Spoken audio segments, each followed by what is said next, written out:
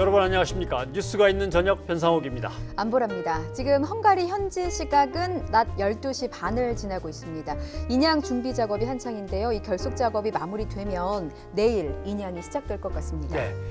지금 인양 준비 상황은 어떤지 현지를 연결해서 알아보겠습니다. 시청자 여러분도 의견 보내주실 수 있습니다. 예, 그럼요. 샵 0945번에 유료 문자 열려 있고요. YTN 라디오, 유튜브, 팟빵과 함께합니다. 문자와 댓글 주시면 방송에서 소개하겠습니다. 자, 그럼 헝가리 현지를 연결하겠습니다. 신지원 기자가 나가 있습니다. 신 기자. 네, 헝가리 부다페스트입니다. 네, 조금 전 현지에서 브리핑이 있었다고 저희가 소식 들었고 또 최규식 헝가리 대사의 인터뷰도 있었다고 들었습니다. 어떤 얘기가 나왔습니까? 네, 일단 헝가리 대사는 헝가리 정부 측에 감사의 뜻을 밝혔습니다. 지금까지 수색 작업이나 수사 과정에 적극적으로 협조해주는 점에 감사의 뜻을 표한 건데요. 그러면서 앞으로도 철저하게 사고 현황을 조사하고 필요할 경우 유족들에게도 협조하겠다고 밝혔습니다. 예, 가장 궁금한 것이 이제 본격적인 인양은 언제인가 하는 부분일 텐데요. 어떻게 전하고 있습니까? 네, 본격적인 인양은 내일 진행될 예정입니다. 한국 시각으로는 내일 오후쯤인데요. 오늘은 모든 와이어를 완벽하게 설치하는 것이 우선입니다. 오늘 밤 전까지 와이어 설치를 끝내고 크레인에 걸기 전 단계까지 마무리될 예정입니다. 인양은 내일 오전이 될 수도 오후가 될 수도 있습니다. 인양할 때 기울어진 선체를 바로 세우면서 인양하게 되는데요. 선체 파손과 시신 유실을 최소화하기 위한 작업이 진행되고 있습니다. 본격적인 인양은 현지 시각으로 내일, 그러니까 6월 11일 화요일이 될 전망입니다. 오늘은 와이어를 완벽 설치를 하고 그 다음에 내일 본격적인 인양 작업이 시작될 예정입니다. 네. 그렇다면 침몰 유람선 안에 실종자가 있을 것으로 다들 추정하고 있지 않습니까? 배가 물 위로 올라오면 내부 수색은 어떻게 하는 겁니까? 네, 일단 인양을 한다고 해서 곧바로 바지선으로 배를 옮기는 것은 아닙니다. 인양을 한 뒤에 배 위로 물을 끌어올린 상태에서 선체에 차 있는 물을 빼고 실종자 수색이 이루어집니다. 배 안에 실종자가 현재 남아있을 것으로 추정되는 상황인데요. 시신이 발견될 때마다 선체 주변에 대기하던 요원들이 들것과 보트를 이용해서 병원으로 시신을 옮길 예정입니다. 실종자 가족들은 사고 현장 주변에서 모든 과정을 지켜볼 수 있습니다. 예, 지금 남은 한국인 실종자가 7명인데 추가로 실종자 발견 소식은 들어왔습니까? 네, 추가 실종자 발견 소식은 아직까지는 들리지 않습니다. 지금까지 발견된 한국인 실종자는 지금까지 확인된 한국인 실종자는 모두 7명인데요. 희생자가 너무 많아서 소식을 전해드릴 때마다 무거운 마음입니다. 정리를 해보면 한국인 관광객 33명이 탑승했었습니다. 사고 당일 7명이 생존했고 7명이 숨진 채 발견됐습니다. 6월 3일부터 계속해서 실종자가 발견되는데 이틀 전 실종자 발견 이후부터 는 추가로 소식이 전해지지는 않고 있습니다. 지금까지 모두 19명의 사망자가 확인됐고 7명의 실종자가 남은 상황입니다. 현재 가장 최근 실종자가 발견된 사고 현장에서 30m에서 50m 부근을 지금 수색하고 있습니다. 실종자 가족들은 침몰한 유람선 내부에서 실종자가 발견되기를 바라는 마음인데요. 남아있는 가족은 모두 42명, 생존자 7명 가운데 2명의 가족들은 어제 귀국을 한 것으로 알려졌고요. 실종자 발견 소식이 확인되는 대로 추가로 확인되는 대로 다시 전해드리도록 하겠습니다. 네, 브리핑에 앞서서 최규식 헝가리 대사가 마이크를 잡았더라고요. 아까 잠깐 몇 가지를 소개를 했는데 또 어떤 얘기를 했습니까? 네. 최규식 헝가리 한국 대사는 말씀하신 대로 브리핑에 앞서서 메시지를 전달을 했습니다. 가장 먼저 적극적인 협조와 관심을 가져준 헝가리 정부와 국민 당국에 감사의 뜻을 전했고요. 또 후색 이후에도 한국과 헝가리의 협력을 강화할 것이라고 이야기했습니다. 마지막 남은 실종자까지 꼭 다 수습해서 실종자 가족에 조금의 한이라도 남지 않도록 최선을 다하겠다고 밝혔습니다. 지금까지 헝가리 다뉴브 강 인근에서 YTN 신지원입니다. 네, 계속해서 자세한 내용을 이현아 기자와 함께 살펴보겠습니다. 이현아 기자, 어서 오십시오. 네. 예. 지금 사고 유람선이 있는 다뉴브 강의 상황은 어떻습니까? 네, 조금 전 기자 현장 연결에서도 보셨겠지만요. 예. 일단 어제보다는 수심이 약간 내려간 상태입니다. 현장 그 정부 측에 따르면 7.1m를 기록했다라고 얘기를 하고 있고요. 예. 그러니까 유속도 줄고 유량도 줄었습니다. 작업은 조금 더 양호해졌다라고 현장은 판단하고 있습니다. 네. 한국 탑승객 33명 중 생존 7명, 그리고 사망 19명, 그리고 아직 실종 7명이 있는 상태입니다. 예. 우선은 실종자 수색 작업은 어떻게 진행되고 있는지부터 좀 점검해 볼까요? 네, 일단 공중수색 먼저 말씀을 드리겠습니다. 예. 헬기 3대가 공중수색을 진행하고 있는데요. 예. 이 가운데 경찰 헬기 2대가 우리 대원이 탑승을 해서 공동수색을 같이 하고 있습니다. 그리고 보트 2대가 지금 남쪽 50km까지 수색을 진행하고 있습니다. 예. 보트당 3명씩 총 6명이 탑승을 한 상태고요. 그리고 수상 수색의 경우는 박영복을 착용해서 업무를 진행하고 있습니다. 예. 예. 무엇보다도 지금 이제 관심이 모아지고 있는 게 선체 인양 작업입니다. 인양 작업은 지금이면 어느 단계까지 진행이 됐겠습니까? 네, 일단 본 와이어 총 4개를 다 걸어야 하는 게 이 인양 작업 준비의 마지막이라고 볼 수 있는데요. 지금 1번과 3번과 4번 본 와이어는 모두 다 걸었습니다. 예. 하지만 2번을 지금 아직 결속 작업이 한참 진행 중인 상황인데요. 일단 현장의 그 정부 측 목소리 직접 들어보시죠.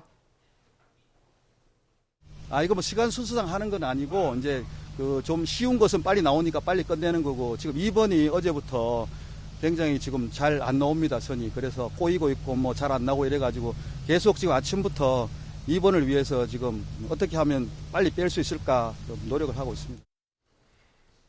그러니까 현장 브리핑의 얘기를 들어보면 이게 뭐 배라고 치면요. 1, 2, 3, 4번의 와이어를 달아야 하는데 1, 3, 4는 됐는데 지금 2번이 안 되고 있다 이 얘기거든요. 그러니까 네. 현장에서 계획하고 있는 본 와이어 결속 작업 이게 구체적으로 어떻게 이루어지고 있는 겁니까? 네, 일단 본 와이어는 총 4개가 이 침몰 유람선을 감싸야 합니다. 예. 그 다음이 이제 대형 크레인에 연결해서 들어 올리는 것이 이 예정인데요. 예. 이 선체와 강바닥 사이에 와이어를 밀어넣어서 통과를 시키고 연결을 하는 건데 먼저 선발대의 역할을 하는 유도 파이프 예. 그리고 유도 와이어를 다 통과시킨 다음에 예. 마지막으로 지금 말씀드린 본 와이어가 통과하는 것이 순서입니다. 예, 그렇다니까 결국은 이제 와이어를 직접 밀어넣는 게 아니고 네. 와이어를 이끌기 위해서 먼저 파이프가 들어가고 네. 예, 딱딱한 파이프를 먼저 예, 밀어넣고 밀어넣고. 예, 거기에 맞습니다. 유도선이 다 들어가고 유도선을 뒤따라서 와이어가 들어가고 이런 예. 순서겠군요. 네. 그런데 어떤 어려움이 있어서 2번 같은 경우는 이렇게 오래 걸린다, 잘 안 된다 하는 얘기가 나오는 겁니까? 밑바닥으로 들어가기가 쉽지 않은 모양이네요. 네, 맞습니다. 그러니까 지금 사실 가장 문제는 이 다뉴브 강 바닥이 가장 어렵다라는 게 현장 구조대들의 목소리인데요. 예. 이 사고 현장 강바닥을 보면은 콘크리트나 뭐 여러 가지 잔해물들이 많다라고 합니다. 예. 그런데 이 다리가 언제 이제 폭파된 적이 있었냐 좀 살펴봤더니요. 2차 세계대전 당시에 이 머르기트 다리가 독일군에 의해서 폭파가 된 적이 있었습니다. 예. 근데 그 폭파 당시에 다리의 콘크리트, 이 잔해물들이 강바닥에 그대로 가라앉은 것이죠.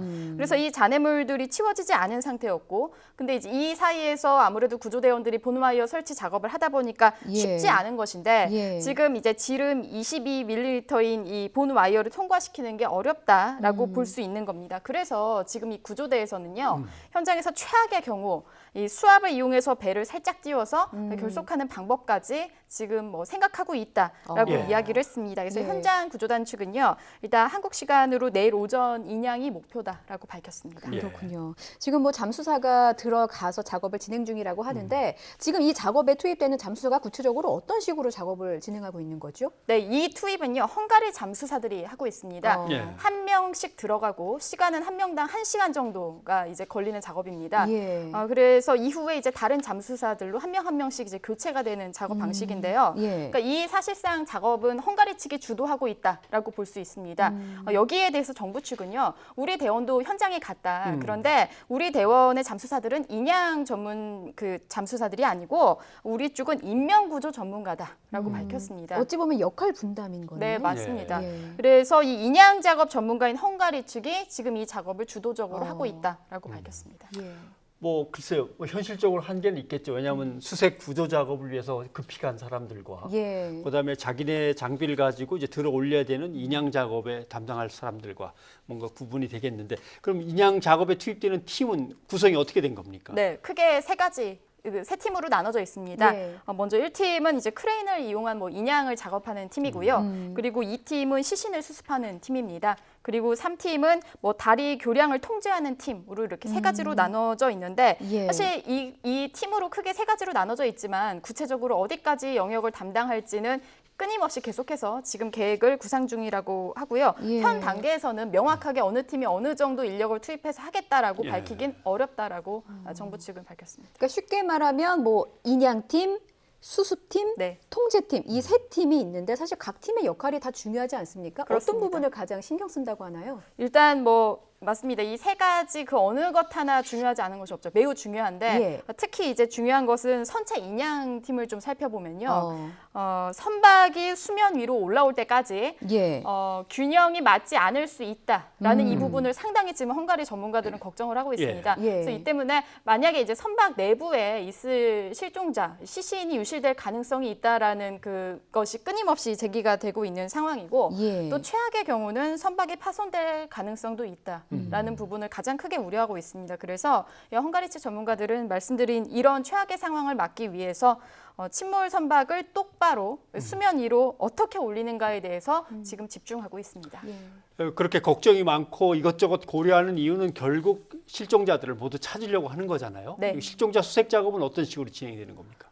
수색 작업은 크게 이제 세 가지 단계로 진행한다고 볼 수 있습니다. 일단 1단계 보면 선체를 들어서 올리는 경우 조타실이 가장 먼저 보일 수 있는데요. 예. 이 조타실은 사실 위에서만 봐도 식별이 가능하다라고 정부 측은 보고 있습니다. 예. 그래서 지금 그래픽 보시면 이제 저 조타실 부분을 수색하는 건데 예. 이곳에 아마 헝가리인 선장 시신이 있을 가능성이 가장 높다라고 이야기를 하고요.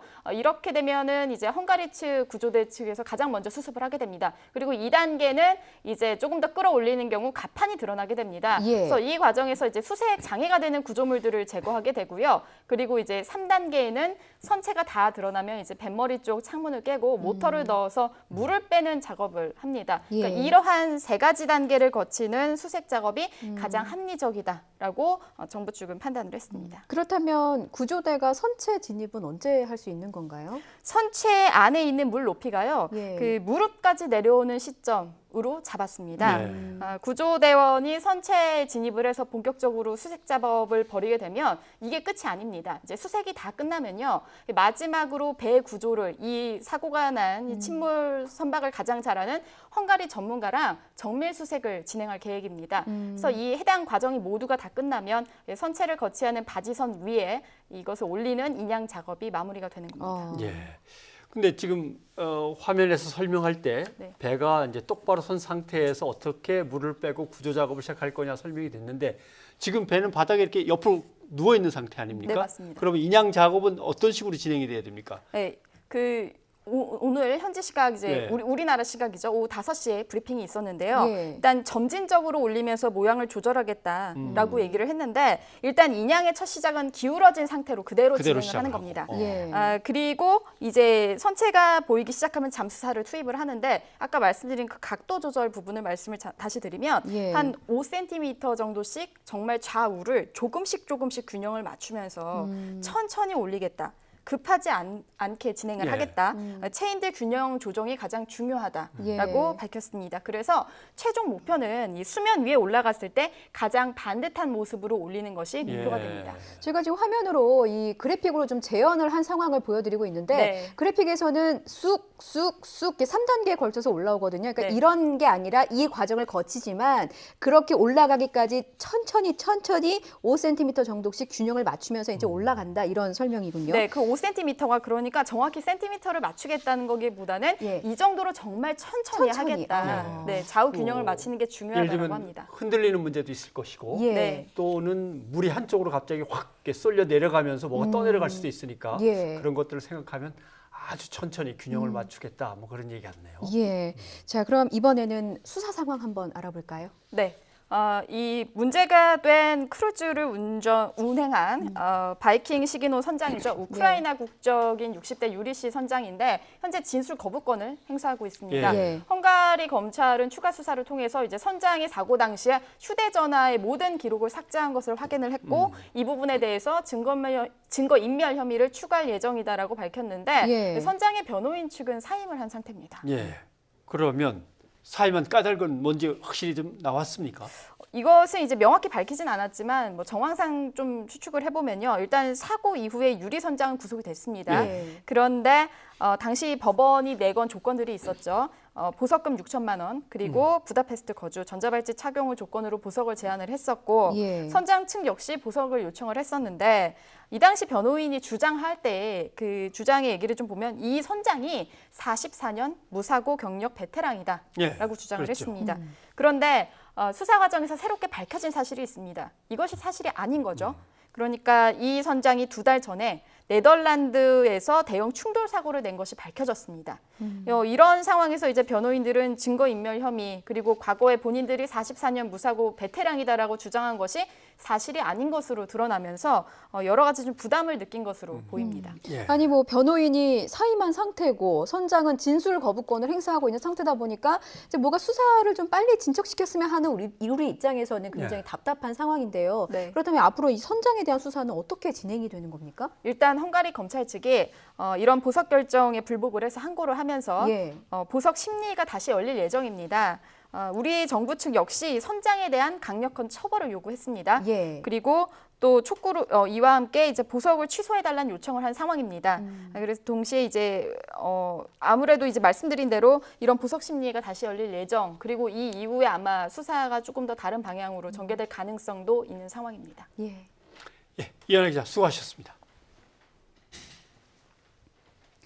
예, 앞서 저희 이현아 기자와도 짚어봤지만 이 침몰 사고 원인을 밝히고 책임을 규명하는 작업도 철저히 해야 합니다. 그렇죠. 예. 그런데 우려가 많습니다. 사고를 낸 크루즈 선박이 헝가리로 돌아와서 정박을 했는데 예. 살펴보니까 사고 흔적이 깜짝같이 지워졌습니다. 그냥 지운 게 아니라 이 도색까지 그냥 싹 했다고 합니다. 예. 예. 사고 원인을 밝히고 책임을 묻는 일에 영향을 미치지는 않을까 걱정입니다. 권남기 기자의 보도 보시겠습니다. 유람선 침몰 사고 이후 선장은 체포됐지만 사고 크루즈선 바이킹 시기노는 여전히 여행객을 태우고 운항 중입니다. 사고 다음 날 풀려난 뒤 독일까지 갔다가 헝가리에 다시 돌아왔습니다.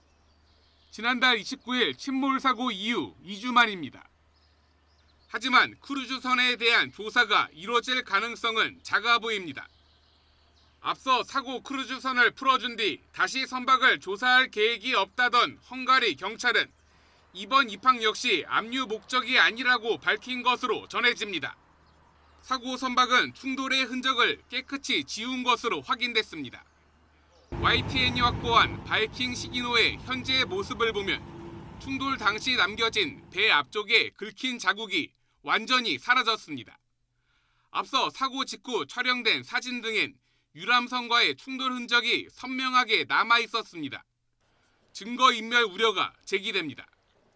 이런 가운데 체포된 유리 체플린스키 선장은 사고 관련 진술을 거부하고 자신의 휴대전화 데이터 역시 모두 삭제한 것으로 밝혀졌습니다. Igazságügyi szakértői megállapítás van arra nézve, hogy a gyanúsított adatokat törölt a baleset időpontja és a telefon későbbi lefoglalása között. Hangsúlyozni kell, hogy jelenleg az adattörlés ténye bizonyított. 정확한 사고 원인을 밝히기 위해서 가해 선박을 압류해야 한다는 지적이 계속되는 가운데 침몰 유람선 변호인 등은 크루즈선에 대한 추가 현장 조사를 요구하고 있습니다. YTN 권남기입니다.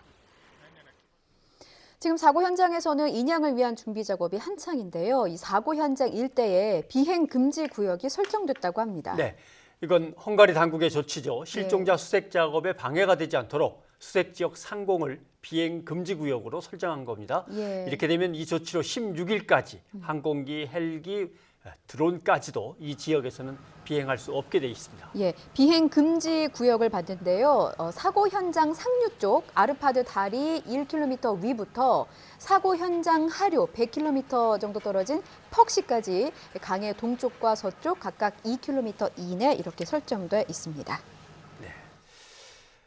네. 사고 현장에는 삐뚤빼뚤 한굴도 보입니다. 가족의 품으로 돌아오길 염원하는 현지인들이 직접 쓴 메시지라고 합니다. 예, 부다페스트 시민들과 한국인들의 추모 행렬을 박철원 기자가 모아봤습니다. 다뉴브 강물이 무심히 흐르고 있는 가운데 희생자들을 애도하는 마음을 담은 꽃다발이 셀 수 없을 만큼 강변에 놓여 있습니다. 아직 돌아오지 못한 6살 어린이를 위해 두고 간 듯한 하얀색 곰 인형 하나가 사고 현장을 말없이 지켜보고 있습니다. 여전히 실종 상태에 있는 희생자들을 추모하는 한글 메모지들도 사고 현장을 지나는 이들의 눈길을 붙잡습니다. 언제까지든 기다리겠지만 많이 늦었으니 이제는 돌아가자. 얼른 오라는 염원이 메모지에 가득 담겼습니다. 또 다른 메모지에는 아직 찾지 못한 7인에 대한 안타까운 마음이 흘러넘칩니다. 희망을 놓을 수는 없다면서 비록 늦더라도 웃으면서 괜찮다고 인사해 주길 바란다고 애도했습니다. 부다페스트 시민들도 슬픔을 억누를 길이 없다며 추모를 위해 너나 할 것 없이 사고 현장을 찾았습니다. Elképesztően sajnálatos, nem tudjuk lezárni mi pesti emberek. Ezt nem lehet. És mindig így fog a Margit hídnak a második lába, az ehhez fog. 가장 아름다웠어야 할 밤에 겪어야 했던 악몽. 이젠 가족의 품으로 돌아가길 바란다는 염원이 보는 이들의 눈시울을 뜨겁게 하고 있습니다. YTN 박철원입니다.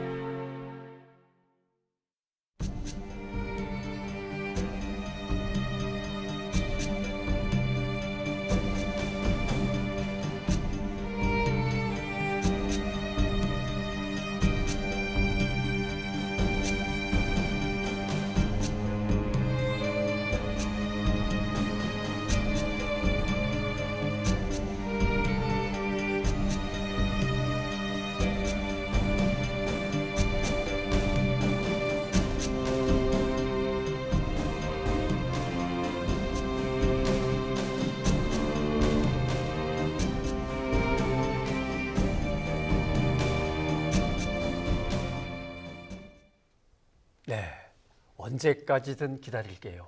그 글 참 마음 아프네요.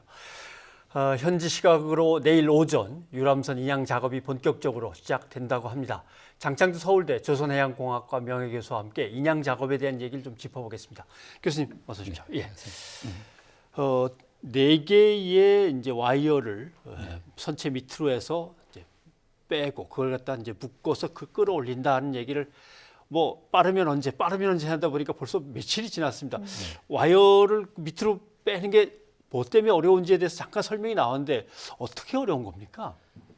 그러니까 배 밑을 통과해야만 이렇게 감아 올릴 거 아닙니까? 근데 그 아까도 방송에 나왔는데 2차 대전 때 다리가 한번 폭파됐었기 때문에 그 잔해들이 남아있어요. 이게 저희들이 처음에도 그걸 굉장히 걱정을 했습니다. 이게 분명히 콘크리트 블록이나 이런 것 때문에 이 쉽지 않을 거다. 근데 제가 보기에는 3군데나 성공한 건 그래도 잘한 겁니다. 우리가 예상한 것보다는 잘했는데 마지막 그러니까 배를 지금 배키리 방향으로 이렇게 한 군데, 둘, 셋, 4군데를 이제 감아서 그러니까 한 번 들어갈 때 6가닥씩 들어갑니다. 본와이어가. 그래서 이렇게 드는데 1번 선미 쪽에서 1번, 2번째의 그 와이어가 이제 본 와이어가 통과가 안 되는 겁니다. 그러니까 아마 이제 유도 파이프를 놓고 그 속을 통해서 10mm짜리 와이어, 유도 와이어는 통과가 됐는데 거기에 다시 고리를 연결해서 20mm짜리 굵은 로프의 6가닥을 통과시켜야 되니까 이게 이제 그 처음에 그 유도 와이어까지는 그 아마 콘크리트 블록의 그 사이를 잘 통과를 했는데 그 사이에 암석이 있다든지 이렇게 되면 그 틈새가 좁으면 이게 아무리 당겨도 안 나오는 거죠. 그러니까 오늘 벌써 아침부터 시작했으니까 벌써 끝났으라 생각하는데 안 되는 거 아닙니까? 그러면 다른 방법을 강구해야 됩니다. 그게 이렇게 공중으로 살짝 띄워서라도 한다는 뜻이었는데요. 뭐 그렇게 하든지 아니면 유도 파이프를 다시 더 깊이 아예 더 아래쪽으로 내려서 강바닥을 파서요? 통과시켜서 조금 더 예. 깊이 통과시켜서 하든가 아니면 그 좀 선미 쪽을 약간 들어서 들어올려서. 근데 이쪽이 더 쉬울 겁니다. 사실은 이미 크레인이 와 있으니까 예. 그 일본 그 와이어를 좀 그 저 본 와이어를 들어서 이게 이제 통과할 수 있도록 들면서 당기면 통과되거든요. 예, 가까운 쪽에 이미 묶여져 있는 걸 네, 이용해서 있으니까. 잠깐만 네. 들었다가 통과시키고 이제 다시 또 시작합니다. 그렇게 하면 아마 해결이 될 것 같습니다. 이제 그게 앞서 이현아 기자가 설명한 최악의 경우라고 이제 전제를 걸고 설명을 한 부분이거든요. 배를 살짝 띄어서 수압을 이용해서 결속을 한다. 그러니까 이거에 대한 설명을 좀 살펴보면 선수 부분에 이제 와이어를 걸고 뭐 크레인이나 굴착기를 이용해서 들어 올리겠다는 건데 궁금한 것은 이제 어쨌든 강바닥에서 살짝 띄워지게 되면 이제 유속의 영향도 받을 것이고 여러 가지 영향도 있을 것인데 혹시 선체 훼손 가능성은 없을까요? 뭐 전혀 없다고 말할 수는 없지만 이제 바닥에 대고 있기 때문에 대고 있는 상태에서 들면은 나머지 다 있는 부분들이 하중을 분담을 해주기 때문에 그렇게 뭐 크게 파손될 염려는 없고 조금만 들면 되니까요. 그래서 그 통과시키기 위해서만 살짝만 들어주면 살짝만 들어주고 그 당기면 나가는데 문제는 이제 지금 잠수사가 한가리나 한 명씩 작업을 한다니까 그래서 또 작업이 어려운 것 같습니다. 안전 때문에 그런지 이 협업을 못 하지 않습니까? 글쎄요. 그냥 우르르 들어가서 빨리빨리 서로 당겨주면 좋을 것 같은데 하나 들어갔다 나오고 하나 들어갔다 나오고. 근데 앞이 잘 안 보이는 그 시계가 없는 상황에서 협조 작업은 쉽진 않겠죠. 어려운 작업이죠. 저는 뭐 세 가닥이 들어갔다는 것만 해도 큰 성공이라고 봅니다. 그런데 나머지 하나가 지금 난관에 봉착했는데 그냥 당겨서는 안 될 겁니다. 이미 걸렸기 때문에 살짝 들어서 통과시키는 아마 대책을 아마 써야 될 것 같습니다. 예, 지금 뭐 현재 시간으로 오후 1시 정도니까요. 현지 진행 작업 상황을 보고서 또 저희가 새로운 속보가 들어오면 전해드리도록 하겠습니다. 그러니까 헝가리 당국의 말에 따르면 이제 와이어 결속 작업을 다 마치게 된다면 현재 시간으로 내일 오전에 인양할 수 있을 것이다라고 얘기를 했거든요. 근데 저희 생각으로는 이제 작업을 다 맞추면 그냥 인양해도 될 것 같은데 어떤 점검이 더 필요하길래 시점을 내일로 잡은 것인지 이 부분도 궁금합니다. 우선 이제 와이어가 통과 안 됐기 때문에 그 이상 진척이 안 되는 거죠. 근데 그걸 다 이제 와이어를 결속했다 하더라도 들어 올릴 때 좀 주의해야 될 것이 지금 보니까 네 군데 이렇게 와이어를 매지 않았습니까? 근데 앞에 그 두 가닥, 뒤에 두 가닥을 이렇게 결속을 해서 거기에서 다시 마지막 그 한 가닥으로 묶어서 크레인 후크에 거는 방식으로 되어 있거든요. 그렇기 때문에 크레인이 약간 그 구형입니다. 우리 조선소에서 쓰는 이 선박의 중량물을 회전시키고 하는 이런 크레인들은 이게 얼마든지 회전시키고 그 거는 데가 여러 군데 있고 이게 로프의 장력을 조절하면서 이 회전도 가능한데 지금 완전히 그러니까 하나로 딱 찝는 스타일이기 때문에 그 부분이 만약에 중심이 안 맞다면요. 그러니까 마지막 크레인 후크하는 그 지점하고 배에 그 물이 담긴 채 배의 모든 무게의 중심이 일직선상에 오지 않으면 그러면 그 수직선을 봐서 일직선상에 오지 않으면 이 배가 중심의 위치에서 딱 들면 들리는데 약간만 전후로 이렇게 편심이 있으면 이 배가 이렇게 기우네요. 소위 트림이라는데 뒤로 기울든지 앞으로 기울 수밖에 없습니다. 그래서 그 중심을 찾기가 아마 쉽지 않을 건데 그 작업을 아마 처음에 몇 번 들어볼 겁니다. 이렇게 들어보면서 아마 이 조정을 해야 되는데 지금 방식에서는 각 그 로프에 소위 그 장력을 개척할 수 있는 시스템 같지가 않거든요. 그러니까 상당히 그런 면에서 조심스러운 겁니다. 그러니까 이제 로프를 이제 여러 개를 매서 딱 들었을 때 이 로프에는 몇 킬로가 걸려 있고 이렇게 하면 금방 계산이 나오는데 지금 눈대중으로만 해야 되는 거네요. 지금 방식은 좀 그런 것 같지는 않습니다. 그러니까 훨씬 더 그 좀 그 어려운 거죠. 장비가 최신 장비가 아니라서. 그래서 아마 그 중심하고 맞추는 것 그거 때문에 몇 번 이렇게 들어보면서 이렇게 조정을 해야 될 것 같고요. 그럼 들어봐서 한쪽으로 기운다 그러면 놓고 다시 또 로프를 와이어를 또 작업을 해야 되나요? 사실 그래야만 바로 서는데 이제 한 가지 방법은 배 자체가 기울면서 이게 균형을 잡아줍니다. 그러면 이렇게 기운 상태에 있긴 하지만 예. 그 들리긴 하죠. 예. 기운 또는 이렇게 기울지도 모르겠습니다. 예. 그래서 예. 그 배가 이제 자세를 이렇게 기울이면서 균형을 잡아줍니다. 그러면 이제 문제는 수평은 안 되는 거죠. 수평은 아니지만 들어 올릴 때. 또 하나의 이제 문제가 배가 지금 옆으로 누워 있지 않습니까? 예. 이것도 좀 문제입니다. 이 부분도 이거를 수중에서 바로 세우기도 그렇고 지금 장비로는 그게 쉽지 않을 것 같은데 한 가지 방법은 있긴 있는 것 같은데요. 예. 약간 편심을 주어서 거는 겁니다. 그게 정확히 지금 어떤 겁니까? 4개 줄을 이렇게 하는데 예. 이렇게 감았지 않습니까? 예. 그거를 배 중앙에 한 가운데를 들지 않고 예. 약간 편심되게 들면요. 예. 그러면 이렇게 세우는 그 모멘트가 작용하니까 이렇게 세우면서 들어서 올리면 바지 위에 안착할 때도 이제 바로 안착시킬 수는 있어요. 말하자면 한쪽에 약간 치우치게 들면 이렇게 돌아가니까요. 예. 그러니까 배의 로프의 밑바닥이 길이를- 아닌 가판 쪽으로 더 옮겨서 거기서 이렇게 들어 올리면서 편심을 줘서 전체를 이렇게 든다는군요. 로프를 감았지 않습니까? 원래는 이제 정상적으로 한 중앙에 딱 중앙이 이 폭의 아니라. 중앙에 들면 이렇게 들리는데 예. 이걸 이제 이렇게 기울이고 싶으면 약간 이쪽으로 치우치게 이쪽 줄은 짧게 이쪽 줄은 길게 해서 후크를 겁니다. 그러면 이게 이렇게 될 수밖에 없죠. 그래서 그런데 이거는 감으로 해야 되기 때문에 예. 지금 개척 장비가 있는 것 같지가 않아요. 그러면 이거는 굉장히 어려운 작업이에요, 사실은. 그래서 그 부분을 어떻게 할지.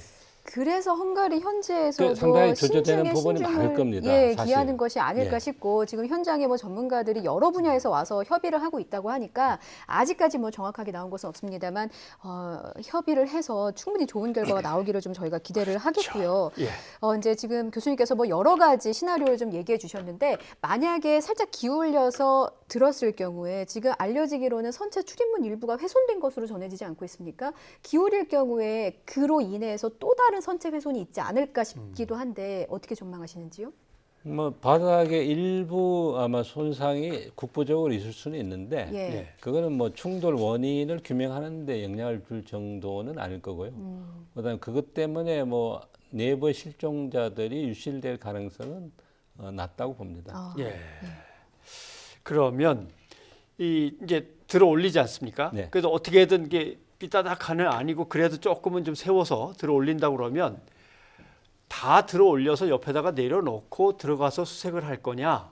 아니면은 들어 올리다가 일단 수색 한번 하고 또 들어 올리다가 그 다음 내려가서 수색하고 단계적으로 나눈다고 또 한단 말이죠. 이건 어떤 이유가 있습니까?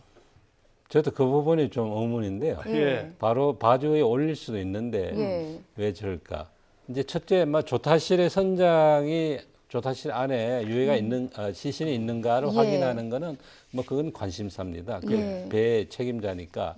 그래서 일단 들어 올리면 조타실이 제일 먼저 올라오니까 자연스럽게 조타실 안에를 수색하게 되는 거 그거는 예. 뭐 맞다고 보는데요. 문제는 그러면 이제 이걸 선실까지 이제 수색할 수 있도록 들었다 하더라도 예. 이게 옆으로 누워 있으면요 배 폭이 5m입니다. 그러면 이게 깊이가 옆으로 세워버리니까 5m 깊이가 되니까 예. 아마 들어가기도 그렇죠. 뭐 로프를 타고 들어가야 된다는 얘기가 그러니까 있는데요. 그 부분이 예. 그래서 바로 세울 건지 말 건지 예.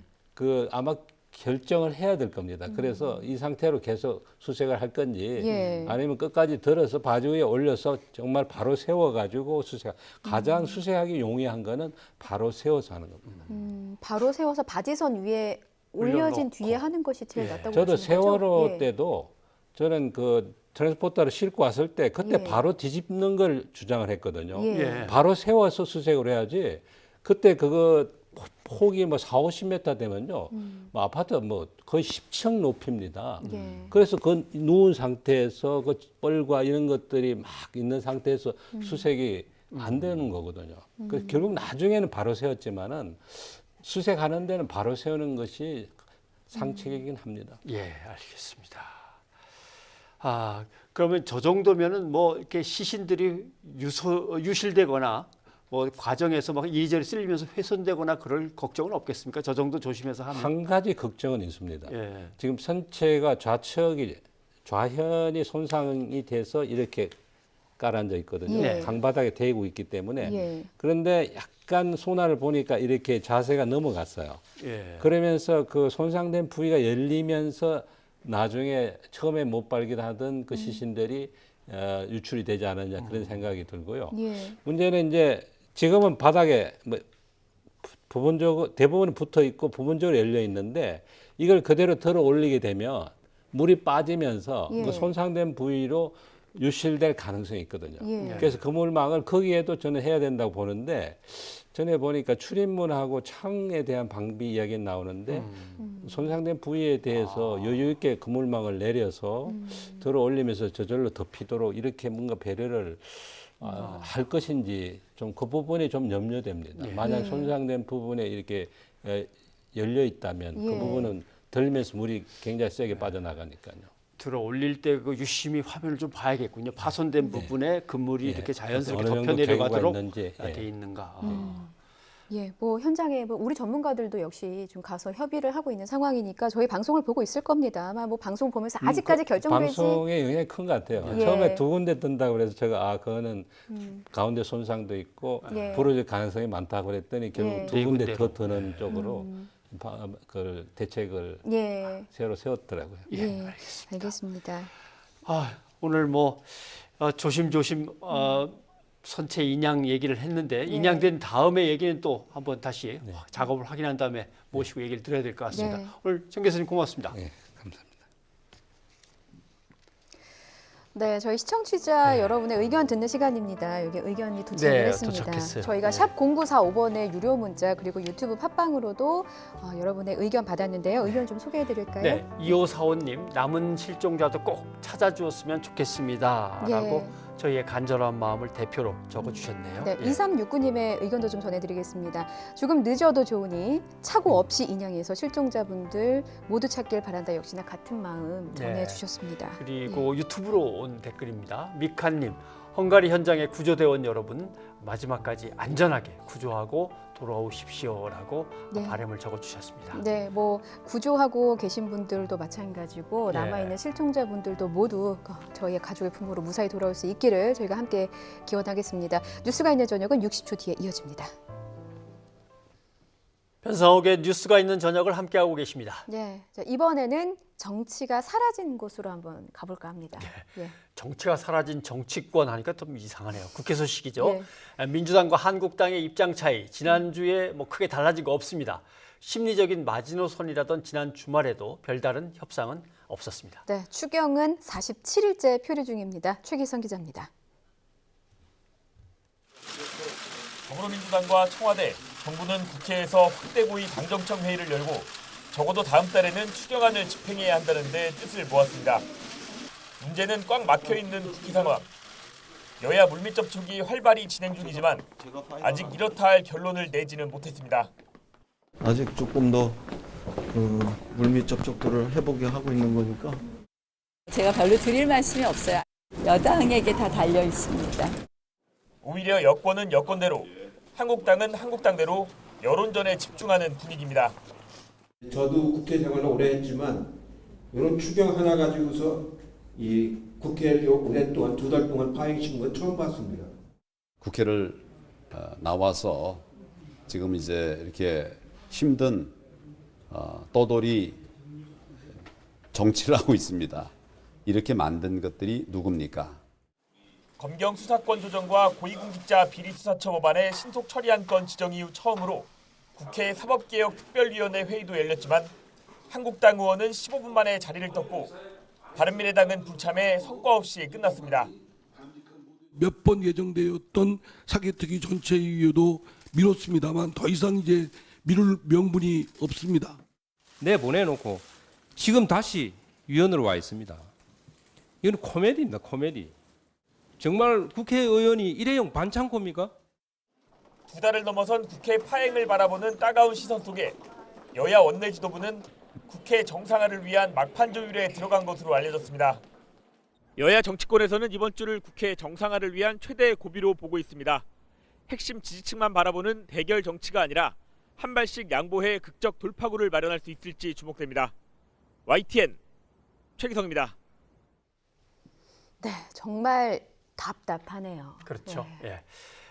이 추가 경정 예산이라는 그 말 속에는 시간이 급하다는 의미가 이미 담겨 있거든요. 네. 내년도 예산까지 갈 시간이 없다. 그래서 급히 올해 예산에 집어넣어야겠다라고 해서 추가 경정 예산을 하는 거니까. 예. 또 패스트트랙에 합의한 여야 4당은 뭐 국회 정상화를 위해서 계속 만나기는 하는가 봐요. 예.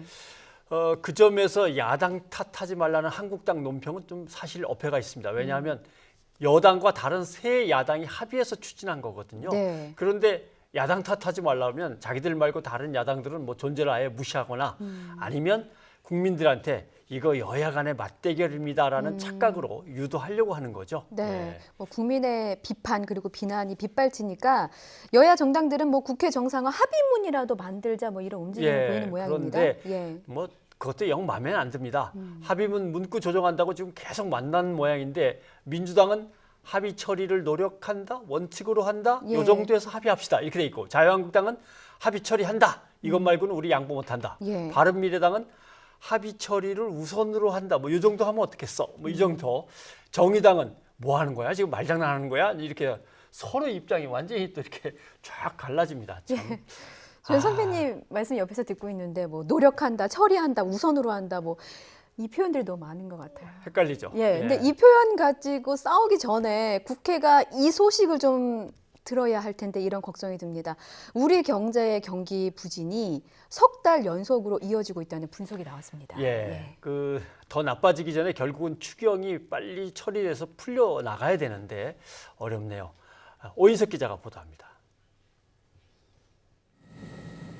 한국개발연구원 KDI는 이번 달 경제 동향 보고서에서 우리 경제는 내수가 둔화되고 수출이 위축되고 있다고 진단했습니다. 지난 4월부터 석 달 연속 경기 부진으로 판단한 겁니다. KDI 지적은 세계 경제에 크게 영향을 받는 우리 경제의 현 상황과 맞닿아 있습니다. 미국과 중국의 무역 갈등 심화로 IMF와 OECD, 세계은행 등은 세계 경제 성장률 전망을 줄줄이 하향 조정했습니다. 그러면서 우리 경제 올해 1분기 성장률도 10년 만에 최저 수준으로 곤두박질했고 경상수지마저 7년 만에 적자로 돌아섰습니다. 청와대 윤종원 경제수석 역시 경기 하방 위험의 장기화 가능성을 우려했습니다. 그런데도 정부가 제출한 6조 7천억 원 규모의 추경 예산안은 50일 가까이 국회에 묶여 있습니다. 정부와 민주당 수뇌부까지 총출동해 열악한 경제 상황과 민생 문제를 위해 빠른 추경 통과를 호소했습니다. 산불과 지진의 피해를 당하신 강원도민과 포항 시민들이 기존 법을 뛰어넘는 특별한 지원을 요구하는데도 그 심의조차 안 되고 있는 것은 또한 무엇을 위한 정치인지 잘 모르겠습니다. 국회의 조국한 정상화, 추경 등의 조기 처리를 바랍니다.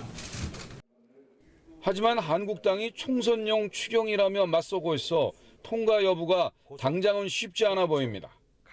문재인 정부 들어 앞선 두 차례 추경은 국회 제출 후 본회의 통과까지 각각 45일이 걸렸습니다. 추경이 타이밍이 뭐 여름 이후로 늦어진다든가 이러면 하반기 경제 상황은 다시 경기가 나빠지는 그런 국면으로 진입할 것으로 예상되고 있습니다. KDI 등 일각에서는 소비와 투자 등 경제활동 전반이 위축되고 있는 만큼 기준금리 인하 조치가 필요하다는 목소리도 나오고 있습니다. YTN 오인석입니다. 그런데 뭐 추경 예산이나 급한 법안들 생각하면 뭐 국회 단독 수집하면 되지 뭐 이런 방법도 나오기는 하더라고요. 국회의원 재직 4분의 1 이상이니까 75명 이상의 의원이 요구를 하면 뭐 임시국회는 열릴 수는 있습니다. 민주당 단독으로도 국회를 소집할 수는 있는 거죠. 그러면 일단 단독 국회 열어서 뭐 자유한국당을 압박할 수도 있는데 그 방법을 택하고 있지 않은 이유는 뭐라고 보십니까? 뭐 복잡합니다만 지금 민주당은 단독 국회가 민주주의를 훼손하는 거라고 늘 비판해온 입장입니다. 자유한국당 같은 경우는 민자당을 시작해서 한나라당을 거쳐 지금 자유한국당에 이르기까지 단독 국회를 한 20번 정도는 했던 입장이고요. 그런데 민주당이 이제 와서 단독 국회를 연다면 내로남불? 그렇죠, 그렇죠. 예, 뭐 그렇게 욕하더니 뭐 당신들도 별 수 없군. 뭐 예, 그런 비판이나 비난이 쏟아지겠죠. 그렇게 예상되는군요. 예. 그리고 제1야당인 자유한국당을 지금 빼고 단독 국회를 소집해도 예산안 처리, 법안 처리가 어차피 안 되는 거죠. 잘. 예. 그것 자체가 또 자유한국당이 국회 밖으로 나가서 장외투쟁할 명분을 또 주는 겁니다. 예. 그러니까 나경원 한국당 대표도 그러세요. 민주당이 단독 국회를 소집한다고요? 네, 불감청 고소원입니다. 이렇게 얘기를 하는 거죠. 불감청 고소원, 그러니까 내부로 그렇게 해주세요라고는 부탁하지는 못하지만 예. 속마음은 제발 좀 그래줬으면 좋겠어. 예. 그러니까 한국당 입장에서 보면은 뭐 믿지는 장사는 아닌 것 같고요. 그렇죠. 반대로 뭐 민주당의 입장에서 보면은 실익이 그렇게 크지는 않을 것 같다는 네. 생각이 듭니다. 그때 또 이런 의견도 있어요. 그렇게 이것저것 재다가 세월이 다 간다. 정 답답하면 뭐 어떻게든 단독 국회를 소집해 놓고 압박을 하는 게 어떠냐 이런 얘기인데 그래서 정의당이 나서서 임시국회 소집 동의서를 받았는데 한 30명 정도밖에 못 받았어요.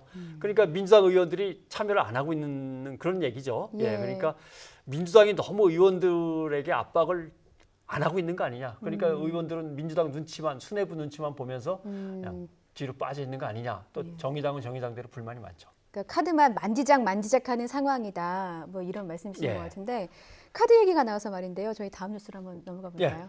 중국이 우리 기업의 이 경고의 뜻으로 옐로 카드를 빼들었습니다. 예. 미중 무역 전쟁의 불티가 이제 우리한테 드디어 튑니다. 예. 중국이 우리 기업들을 불러서 우리 기업하고 거래를 뭐 끊겠다 이런 식으로 나오면 가만 안 두겠다라고 경고를 했고요. 예. 미국도 중국 화해하고는 안 되니까 미국의 제재에 동참을 해라 노골적으로 요구를 하는 거죠. 덩치 큰 친구 둘이 싸우면서 그냥 서로 내 편 들어라 이런 상황인데 예. 이게 제2의 사드 사태가 우려된다는 전망도 나오고요. 그러다 보니까 재계는 정부가 좀 나서줬으면 그렇죠. 하는 눈치라고 합니다. 홍선기 기자의 보도 보시겠습니다. 중국 정부가 삼성전자와 SK 하이닉스 관계자를 불러서 경고한 것으로 알려지면서 기업들이 긴장하고 있습니다. 미중 무역 갈등이 고조되면서 두 나라 사이에 낀 국내 기업들에 대한 압박도 점점 심해지고 있기 때문입니다. 반도체 매출의 30% 이상을 중국에서 올리고 있는 삼성전자와 SK 하이닉스는 미국 편을 들지 말라는 중국 정부의 경고를 무시하기 어렵습니다. 그러나 미국 수출 때문에 트럼프 행정부의 눈치도 봐야 하는 기업들 입장에서는 그야말로 진퇴양난인 형국입니다. 미중 갈등이 장기화 시에는 사실은 매출 하락도 중요하지만은 심각하면 이제 시장 퇴출까지도 이어질 수 있는 상당히 지금 어려운 상황에 있습니다. 정부는 미중 무역 갈등에 끼인 기업들의 처지에 대해 기업이 자율적으로 결정해야 할 부분이 있다며 한발 비켜선 태도를 보이고 있습니다. 하지만 기업들은 애가 탑니다. 지금 상황이 지난 2016년 사드 사태 당시와 비슷하다며 당혹감을 감추지 못하고 있습니다. 사드 배치 결정 이후 중국 정부는 한국 여행 상품 판매를 중지시키고 한국산 수출품 통관을 지연시켰습니다. 소방 점검 등 각종 점검 압박을 받은 롯데마트는 점포 99개 가운데 87곳이 영업 정지를 당한 뒤 지난해에 완전히 철수했습니다. 한 기업 관계자는 정부가 미중 양국에 적극적인 입장 전달을 해주기를 바라지만 방관하는 듯한 모습이라며 서운함을 내비쳤습니다. 문제는 정부 역시 미국과 중국 어느 쪽 편을 들 수도 없고 뾰족한 해법도 없다는 점입니다. 그런 만큼 기업들의 불안감은 갈수록 커질 수밖에 없을 것으로 보입니다. YTN 홍성기입니다. 네, 지금 반도체 얘기가 주로 나왔는데 네. 반도체를 따로 떼지 않고 전체로만 따져도 삼성전자는 전체 매출의 18%, 예. SK 하이닉스 같으면 39%가 중국에서 벌어들이는 겁니다. 이건 지난해 평균을 아마 냈을 건데 올해 1, 4분기만 놓고 봐도 이것보다 더 늘었습니다. 삼성전자가 25%, SK 하이닉스가 47%가 중국 수입이라고 하니까 중국에서 많이 벌어들이는 거죠. 예. 그런데 다른 기업들도 영향을 받을 수 있다고 걱정하는데 어떤 제품들입니까? 많습니다만은 뭐 정말 악화된다면 중국과 거래하는 거의 모든 제품들이 이제 영향을 받는 건데 우선 첨단 제품과 규모가 큰 것만 보면 중국 화웨이에 올레드 패널을 공급하는 삼성 디스플레이 중국 비중이 크고 삼성전기는 스마트폰용 카메라 모듈을 생산해서 판매하고 있고 또 부품을 납품하는 LG 이노텍 등이 매출의 차질을 빚게 되겠죠. 그렇군요. 근데 그건 수출이고 이제 수입도 그렇죠. 차질을 빚는 거죠. 중요한 걸 또 수입해야 써야 되는데 예. 통신 업계만 따져도 LG U+는 5 무선 네트워크 장비를 많이 가져다 쓰고 있고 네. SK텔레콤, KT 등도 5 장비를 일부 사용합니다. 그러니까 이리저리 치이게 생겼는데 어쩌면 좋을까? 이거는 왕선택 기대 보도를 보시죠. 미국과 무역 전쟁을 벌이고 있는 중국 정부가 화웨이 문제와 관련해 한국 기업에 경고를 한 것으로 알려지면서 우리 기업의 불안감은 더욱 증폭된 상황입니다. 이에 따라 미중 무역 전쟁에 대해 우리 정부가 적극적이고 신속하게 대응해야 한다는 제안이 급증하고 있지만 정부의 과도한 개입은 부작용이 더 많다는 신중론이 여전히 우세한 상황입니다. 일부에서는 우리나라가 미국과 중국 사이에서 모호한 태도를 보이지 말고 어느 한쪽에 줄을 서야 한다는 주장을 제기하고 있습니다. 그러나 미국과 중국은 지금은 무역 전쟁을 하고 있지만 상호 의존, 즉 상호 협력 요소가 크기 때문에 한쪽에 줄을 서는 것은 극도로 경솔한 행동이 될 수 있습니다. 미국과 중국을 고래로 보고 한국을 새우로 비유하면서 한국인 스스로 한국이나 한국 기업 위상을 과도하게 비하하는 인식도 재검토 대상입니다. 중국이 이번에 한국 기업 2곳을 부르면서 미국 기업 2곳, 영국 기업 1곳과 같이 부른 것은 한국을 새우로 비유되는 약소국이 아니라 주요 국가로 간주한다는 증거로 분석할 수 있습니다. 또 미중 무역 전쟁이 안보 문제와 통상 문제 또는 정부 정책 요소와 민간 기업의 상거래 요소가 애매하게 결합한 문제라는 점도 우리 정부 당국의 공개적인 개입이 부적절하다는 결론을 유도하는 부분입니다. 이에 따라 정부는 공개적인 차원에서는 미중 무역 전쟁과 관련해 개입하는 모습을 노출하지 않는다는 원칙을 유지할 것으로 관측됩니다.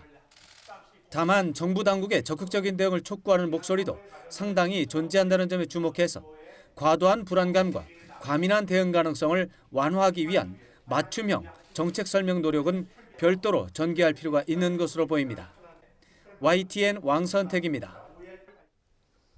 네, 이번에는 남영동으로 안내하겠습니다. 네, 60민주항쟁 32주년을 맞아서 과거에 끔찍했던 고문이 자행된 치안본부 남영동 대공분실 자리에서 기념식이 열렸습니다. 네, 올해 주제는 민주주의 100년 그리고 1987이었습니다. 민주화운동 후손들과 고문 피해자 등이 참석해서 민주주의의 의미를 되새겼는데요. 주요 장면 직접 보시겠습니다. 이제 절차적 민주주의를 넘어 평등하고 공정한 사회를 만드는 데 앞장서야 합니다.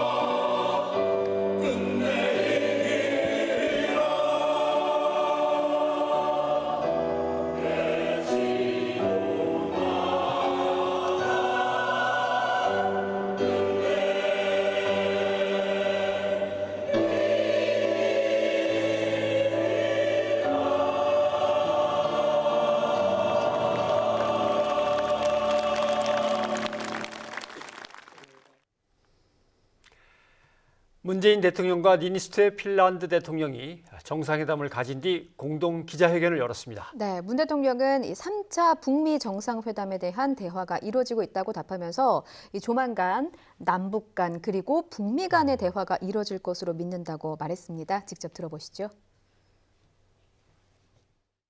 하노이 북미 정상회담이 합의 없이 끝났기 때문에 대화가 교착 상태가 아니냐라는 염려가 있는 것으로 알지만 그럼에도 불구하고 트럼프 대통령과 김정은 위원장은 서로 간의 신뢰와 또 대화의 의지를 지속적으로 표명하고 있습니다. 또한 대화의 모멘텀이 유지되고 있고 또 남북 간 또 북미 간 대화의 계속을 위한 그 대화가 이루어지고 있기 때문에 조만간 남북 간 그리고 또 북미 간 대화가 재개될 수 있으리라고 믿습니다. 지금 제3차 북미 간의 그 정상회담에 대해서는 북미 간의 대화가 이루어지고 있기 때문에 제3국의 어떤 주선이 필요한 상황은 아니라고 봅니다. 그러나 혹시 도움이 필요할 경우에는 언제든지 필요한 데에 도움을 청하겠습니다. 약산 김원봉 선생에 대한 독립유공자 서훈 논란이 있었습니다. 네. 청와대는 국가보훈처 규정상 불가능하다고 밝혔습니다. 예, 청와대 고위 관계자의 발언인데요. 이 보훈처의 독립유공자 포상심사 기준에 따르면 북한 정권 수립에 기여하거나 동조한 경우 포상에서 제외한다는 거죠. 네. 이 관계자는 정부와 청와대가 이 규정을 바꾼다든가 혹은 서훈 여부를 보훈처가 알아서 결정할 수 있을 거라는 주장은 사실이 아니다라고 밝히면서요. 더는 논란의 여지가 없다 이렇게 강조했고요. 또 항일 독립운동 단체들의 의열단 창단 100주년 기념 사업에 대해서도 정부가 관여하고 있지 않다. 보훈처에서 예산 지원을 공식적으로 요청받은 적도 없다고 선을 그었습니다. 예, 이런저런 소문과 가짜 뉴스들이 너무 많이 떠도니까 예. 청와대가 분명하게 밝혔습니다.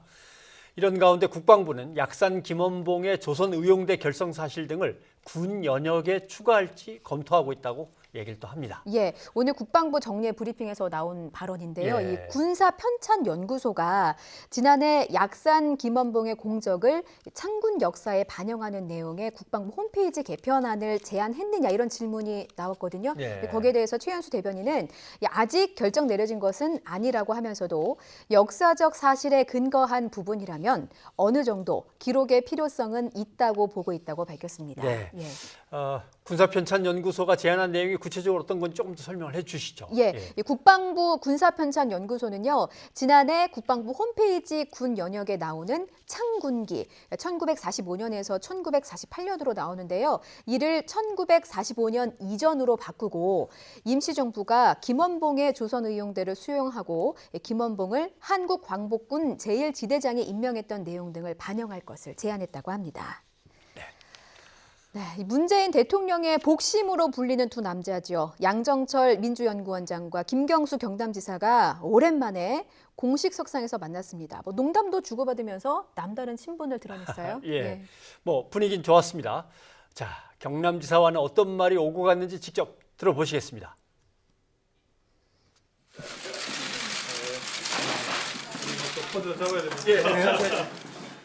정당끼리는 좋은 정책으로 서로 선의의 경쟁을 하고 또 지방 정부하고는 전체적으로 국가 발전이나 지역 발전에 필요한 일들을 협력을 하는 그런 좀 풍토가 됐으면 좋겠다는 생각이 있거든요. 그래서 오늘 첫 발을 떼는 것이고, 그래서 하여튼 그 덕분에 우리 김 지사님 오랜만에 보게 돼서 저도 되게 반갑습니다.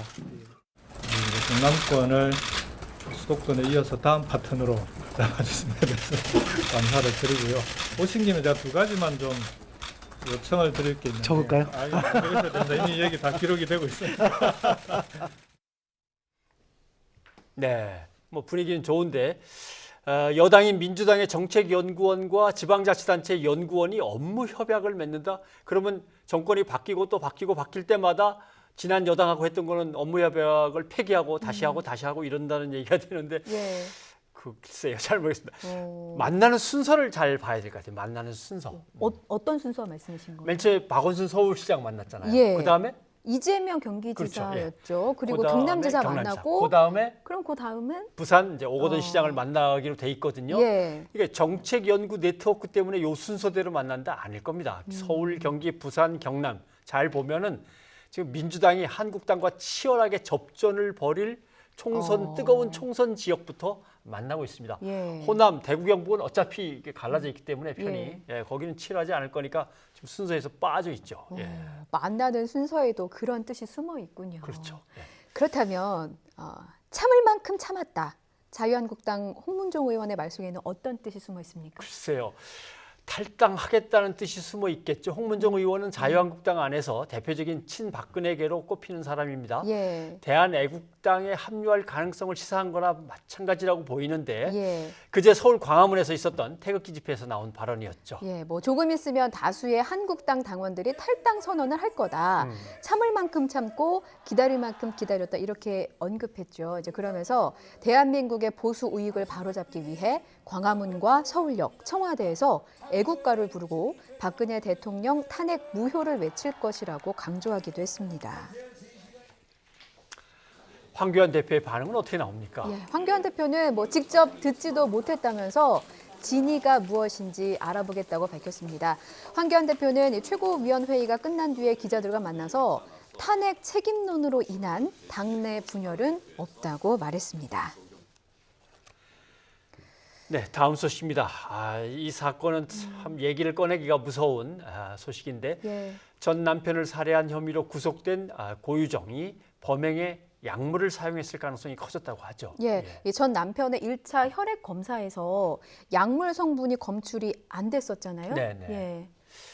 그런데 확보한 혈액이 워낙 조금인데다 고유정이 니코틴 치사량 같은 단어도 검색했다고 해서 약물을 썼나 했는데 검출된 게 없어서 또 살해 수법이 미궁에 빠졌었던 거죠. 그래서 이번에 다시 한번 정밀 검사를 했습니다. 뭔가 나왔나 봐요. 나왔습니다. 수면제 성분인 졸피뎀이 검출됐습니다. 유종민 기자입니다. 전 남편 살해 혐의로 구속된 고유정의 살해 수법을 밝혀줄 중요한 증거가 나왔습니다. 고유정의 차량에서 압수한 이불에 묻어있던 피해자의 혈액에서 수면제 졸피뎀 성분이 검출됐기 때문입니다. 애초 국과수에서는 혈액이 미량이어서 약독물이 검출되지 않았다는 의견이었으나 정밀 재감정을 통해 수면제 성분이 들어있음을 밝혀냈습니다. 경찰은 국과수 결과를 토대로 구입 경로와 범행 사용 시기 등을 조사하고 있습니다. 경찰은 그동안 피해자의 키가 180cm에 몸무게 80kg이었고 고유정은 키 160cm에 몸무게 50kg으로 체격과 체력의 차이가 큰데 어떻게 혼자서 제압했는지 의문이 풀리지 않아 약물 사용을 의심해왔습니다. 정밀 재감정을 통해 수면제 성분이 검출되면서 수사는 급물살을 탈 것으로 보입니다. 범행 수법과 동기에 대해 여전히 입을 다물고 있는 가운데 고유정이 범행 전 구매했다가 사용 안 한 물품을 환불받은 것으로 드러났습니다. 경찰이 추가로 공개한 CCTV를 보면 범행 사흘 뒤 제주 시내 마트로 직접 가서 태연하게 표백제 일부 등을 환불받는 고유정의 모습이 그대로 담겼습니다. 고유정은 경찰 조사에서 시신 옆에 두었던 것이라 찝찝해 환불받았다고 진술한 것으로 알려졌습니다. 고유정이 탄 차가 여객선 터미널에서 빠져나오는 영상도 공개됐습니다. 부두에 한참 동안 비상등을 켜놓은 채 대기하는 모습입니다. 하지만 왜 차를 멈추고 있었는지에 대해선 진술하지 않은 것으로 알려졌습니다. 경찰은 앞으로 범행 동기와 수법에 대한 추가 조사를 벌인 뒤 고유정을 조만간 검찰에 송치할 계획입니다. YTN 유종민입니다. 다음 소식입니다. 요즘 일부 사립 유치원들의 움직임이 예사롭지 않은 것 같습니다. 뭐 일부이긴 합니다만은 국가교육회계 시스템 에듀파인이라고 그러죠. 에듀파인 사용을 강제한 교육부의 굳히기 무효라는 행정소송을 또 제기를 했고 한국유치원총연합회는 또 설립 허가 취소의 효력을 정지해 줄 것을 또 신청했습니다. 국회 파행이 길어지면서 유치원 3법의 처리가 지지부진한 상황인데 이를 틈탄 것인지 사립 유치원들의 움직임이 활발해지고 있습니다. 김종균 기자의 보도 보시죠. 대형 사립유치원 원장 160여 명은 에듀파인 사용을 강제하는 교육부의 규칙이 무효라는 행정소송을 최근 제기했습니다. 개인 사업자와 동일한 사립유치원의 회계 관리에 국가교육 회계 시스템을 강제하는 것은 헌법상 재산권 침해라는 주장입니다. 법률인 유치원 3법이 국회를 통과하지 않은 상황에서 교육부가 하위 규칙을 개정해 강제했기 때문에 근거가 없다는 것입니다. 교육부는 지난 3월 유치원 3법 처리가 늦어지자 사학기관 재무회계 규칙을 개정해 원화 200명 이상 사립유치원에 대해 에듀파인 사용을 의무화했습니다. 또 한유총은 서울시 교육청을 상대로 사단법인 설립허가 취소 처분에 대한 집행정지를 지난 7일 다시 신청했습니다. 앞서 서울행정법원이 신청인 대표자의 자격이 적법하지 않다는 이유로 이를 각하하자 대표자를 교체해서 신청서를 낸 것입니다. 이 같은 사립유치원의 반격에 교육당국은 현재 법리 검토에 착수했습니다. 여권은 신속처리 안건으로 제정된 유치원 3법의 처리를 거듭 촉구했습니다. 교육부의 행정적 지침만으로는 부족하다는 것이 분명해졌습니다. 법적 뒷받침을 위해 국회가 다시 나서야 합니다. 유치원 3법은 국회 소관 상임위인 교육위에 오는 24일까지 머문 뒤 다음 날인 25일 법사위로 넘어가게 됩니다. 이어 11월 22일 본회의에 자동 상정되고 그때 이후로 열리는 본회의에서 표결됩니다. 하지만 총선이 가까워지고 여야의 대치 상황이 계속된다면 유치원 3법의 연내 처리가 불투명해질 수도 있습니다. YTN 김주균입니다. 네, 여기입니다. 선배님. 예. 지금 국경 없는 문자가 저녁을 하는 들어왔군요. 사이에 시청자 여러분의 의견이 들어왔는데요. 저희 샵 0945번으로 긴 문자는 100원, 짧은 문자 50원의 의견을 받았는데 선배님 좀 소개해 예. 주시죠. 뭐 보니까 9708님 예. 요즘 정치 뉴스 머리가 아파서 보기 힘듭니다. 답답한 뉴스도 하루 이틀이지요라고 적어주셨네요.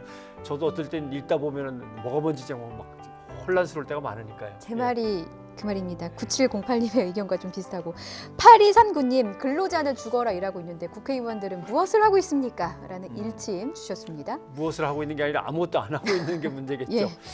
8823님 필요하면 내로남불도 해야 됩니다. 단독 국회 확 만드는 열어서 거. 예. 압박을 하고 그러니까 이런 거죠. 국회를 열었는데도 안 들어오는 거 하고 예. 국회를 안 들어오셔갖고 못 열고 있어 이러는 거하고는 다르지 않냐 이런 얘기인 것 같습니다. 그렇습니다. 그리고 지금 미중 무역 전쟁 소식에 답답한 한국 국회 소식을 좀 통합해서 의견 주셨는데요. 9691님의 의견입니다. 고래 싸움에 새우등 터지는 형국인 것 같네요. 어려운 가운데 서민들은 정말 열심히 노력하고 있는데 정치하시는 분들 싸움만 하고 있으니까 정말 답답합니다. 라는 의견 주셨습니다. 네. 예. 8191님 여당이 썩 잘한다고 말할 수는 없지만 여당이 하는 일에 토만 달지 말고 더 좋은 일을 좋은 안을 제시해야죠. 이렇게 예. 적어주셨네요. 예. 뭐 여당과 야당 모두에게 좀 따끔한 일침이 좀 전달이 됐으면 하는 바람입니다.